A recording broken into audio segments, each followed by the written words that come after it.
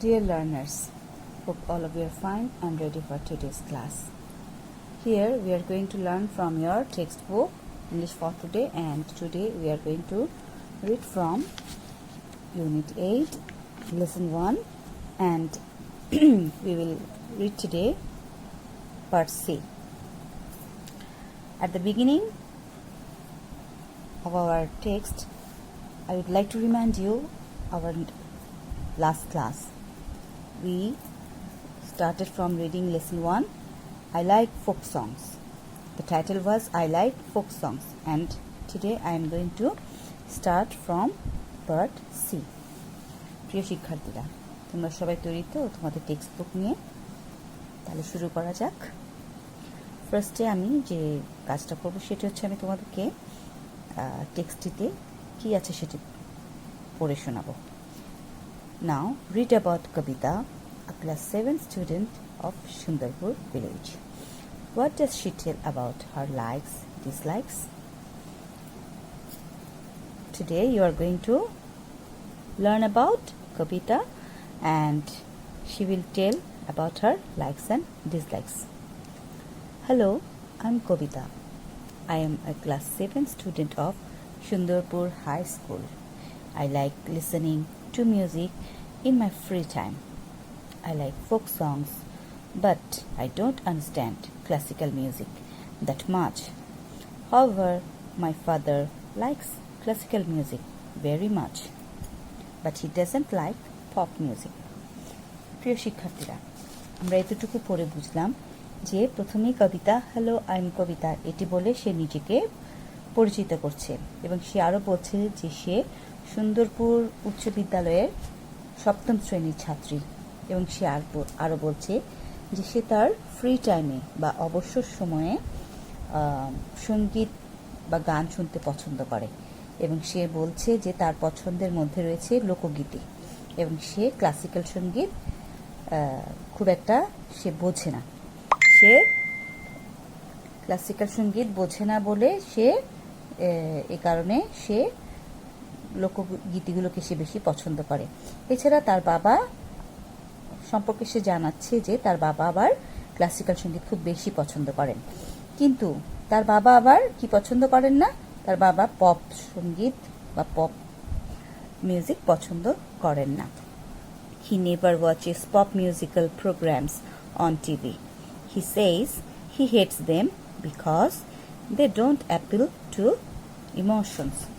তার বাবা যে এই ধরনের সঙ্গীতগুলো পছন্দ করেন না, তার কারণ হচ্ছে যে যদি তিনি টিভিতে এই ধরনের গান দেখেন সেগুলোর মধ্যে তিনি কোনো ধরনের ইমোশন খুঁজে পান না। তিনি মনে করেন যে এই গানগুলোর মধ্যে কোনো ইমোশন বা আবেগের সৃষ্টি করে না, তাই তিনি এই গানগুলোকে খুব অপছন্দ করেন, এবং অপছন্দ করা খুব বেশি রকমের অপছন্দ করাকে বলে হেটস, অর্থাৎ সোজা কথা এটাকে বলে হেট করা বা ঘৃণা করা।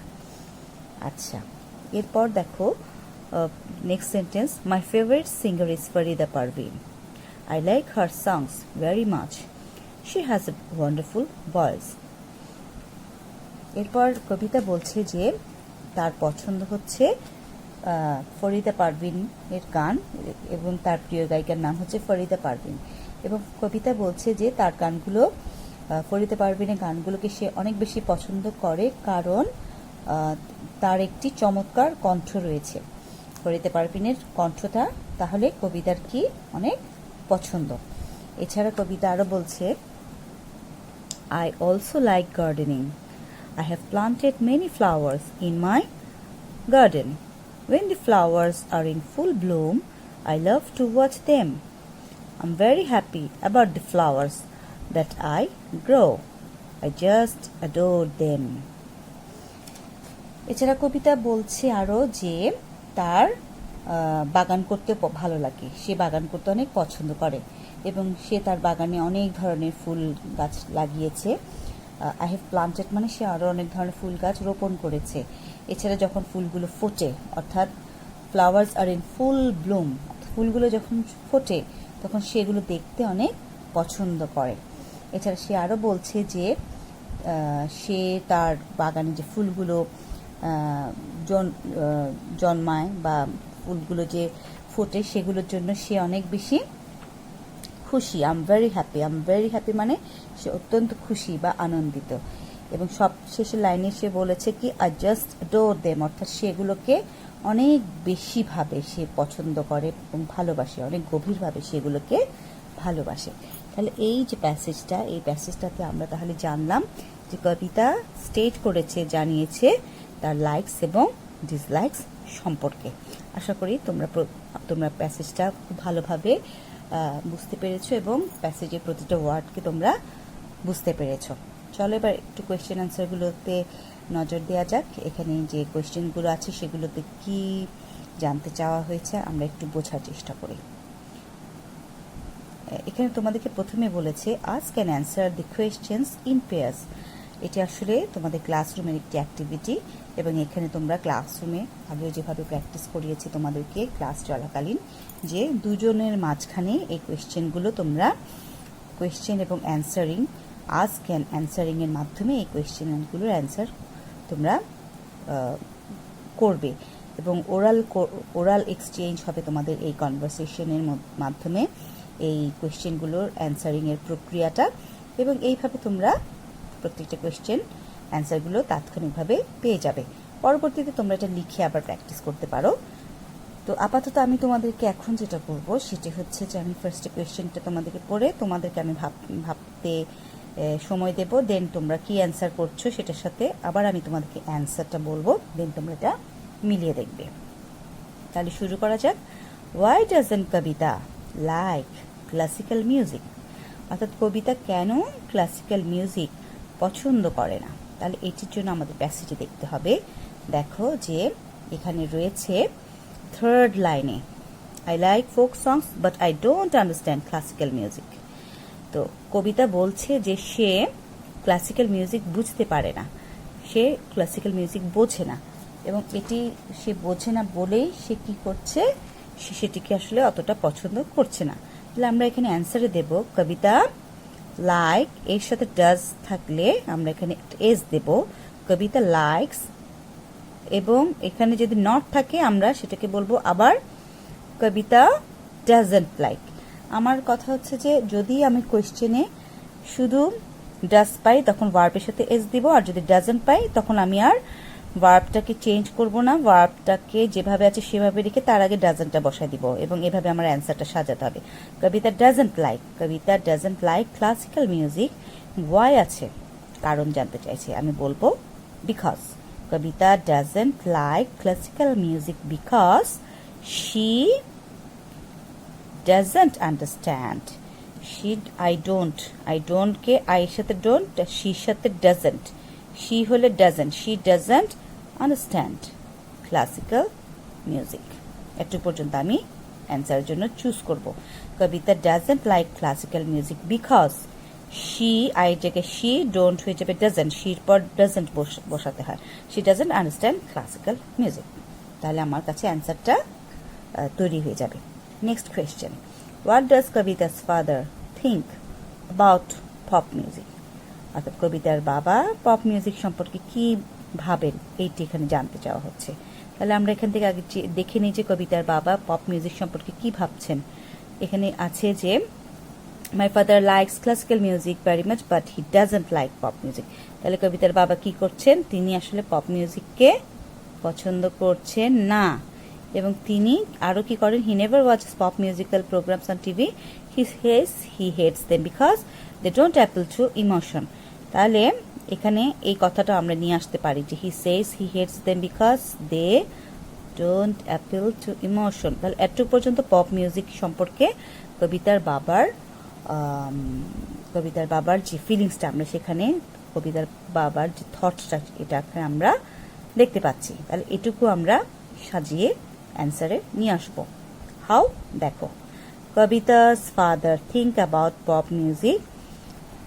এখন এটুকু আমরা কোয়েশ্চেন থেকে অ্যান্সারে ঢুকাবো এবং যেহেতু এটার মধ্যে কোয়েশ্চেনে ডাজ আছে এবং থার্ড পার্সন সিঙ্গুলারে কোয়েশ্চেনে ডাজ থাকে, সেটির এস ফর্মটাকে আমরা এখানে ভার্বে ব্যবহার করব।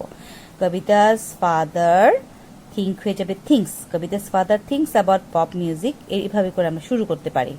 কিন্তু এখানে দেখো যে Kabita's father think about pop মিউজিকের পর আসলে সরাসরি কোনো ওয়ার্ড দিলে অ্যান্সারটা সুন্দর হচ্ছে না। তাহলে আমরা এখানে দিব যে কবিতাস ফাদার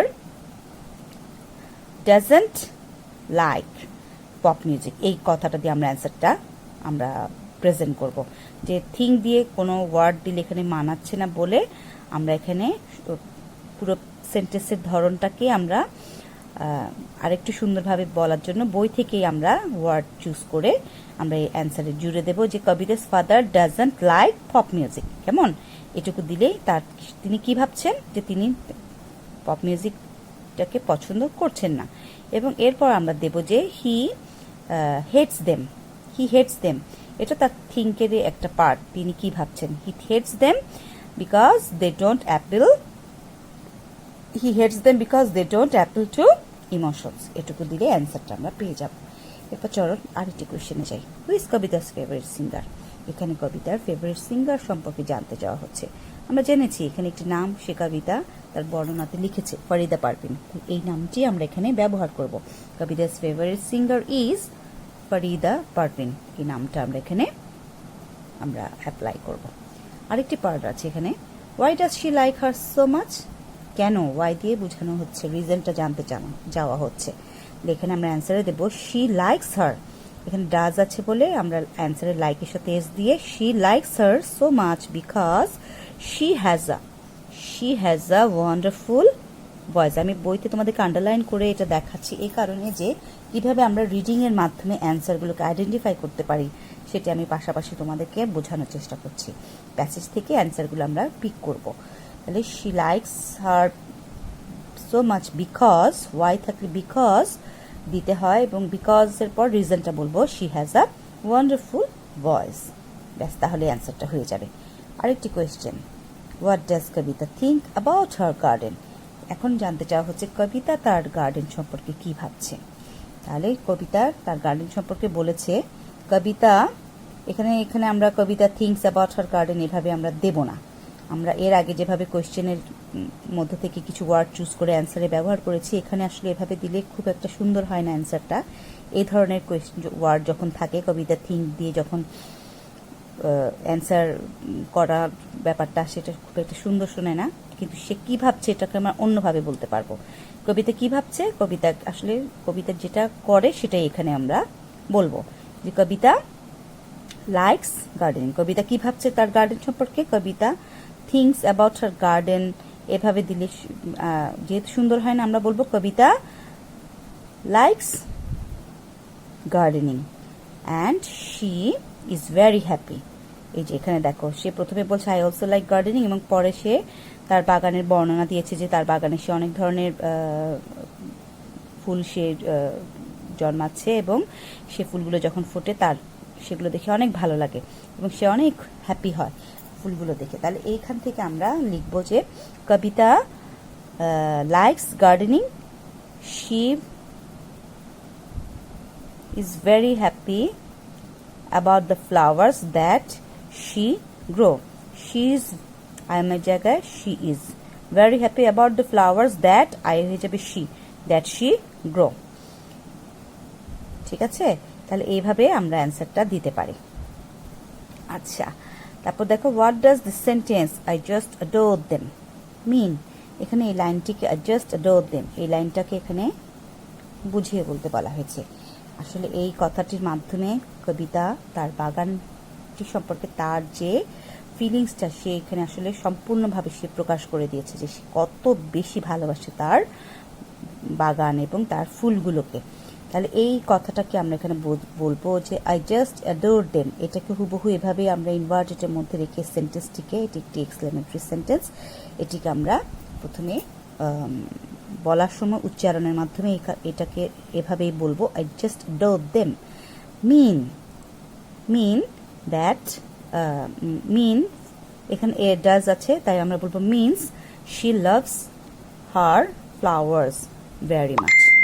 তাহলে এইভাবে আমরা কোয়েশ্চেনটির অ্যান্সারগুলো শেষ করব।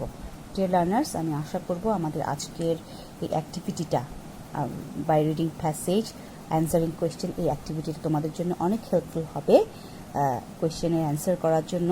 সেটি যদি তোমরা পেয়ার ওয়ার্ক করো সেক্ষেত্রে যখন তোমরা ইন্ডিভিজুয়াল ওয়ার্ড করবে, লিখবে, সেক্ষেত্রে কীভাবে প্যাসেজ পড়ে অ্যান্সার করতে হয়, কোয়েশ্চেনগুলো কীভাবে মনোযোগ দিয়ে বুঝে দেন অ্যান্সার করতে হয়, এই জিনিসটা তোমাদেরকে অনেক বেশি হেল্পফুল হবে ফর অ্যান্সারিং কোয়েশ্চেন। বাকি অ্যাক্টিভিটি আরেকদিন হবে, তোমরা এগুলো চেষ্টা করবে এর পরের অ্যাক্টিভিটিগুলো করে রাখতে। Now make 5 sentence about what you adore, like, love, like, don't like and hate। এই 5টি ওয়ার্ড ব্যবহার করে 5টি সেন্টেন্স করতে। কারণ adore মানে গ্রেটলি, love something, love মানে to like something very much, like means to have support for something, don't like মানে পছন্দ না করা, don't like, and hate মানে strongly dislike। তাহলে এই ধরনের 5টা ফিলিংস দিয়ে 5টা সেন্টেন্স করবে, আর সবশেষে লাইক, ডোন্ট লাইক, এভাবে এই ওয়ার্ডগুলোর মাধ্যমে তোমরা এই টেবিলটাকে কমপ্লিট করবে। তাহলে আজ এইটুকুই, আজকের এই অ্যাক্টিভিটিটা আশা করি তোমাদের জন্য হেল্পফুল হবে, তোমাদেরকে আরও অনেক বেশি ভালোভাবে রাইটিংয়ের জন্য এবং থিঙ্কিংয়ের জন্য। তো এই প্রত্যাশা নিয়ে আজকে মতো ক্লাস এখানে শেষ করছি। সবাইকে অনেক ধন্যবাদ।